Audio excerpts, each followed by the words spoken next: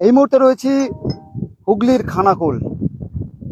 গতকাল যে ডিবিসির ছাড়া জল, সেই জল কিন্তু মুন্ডেশ্বরী নদীতে পড়তে শুরু করেছে। মুন্ডেশ্বরীর নদীর এই মুহূর্তের চিত্রটা দেখাবো। এখন রয়েছি বরখানতলা ঘাট, অর্থাৎ যে বাঁশের শাখো রয়েছে, সেই বাঁশের শাখো বরখানতলায় সেই জায়গায় রয়েছে এবং এই মুহূর্তে নদীর চিত্রটা দেখাবো। মুন্ডেশ্বরী নদীর যে চিত্র সরাসরি দেখাবো।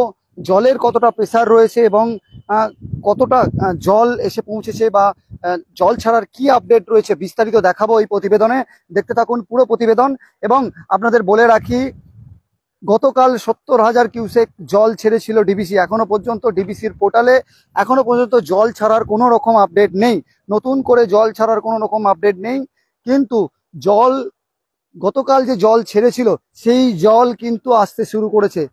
এই যে জায়গাটায় দাঁড়িয়ে রয়েছে সেই জায়গাটা হচ্ছে বরখানতলা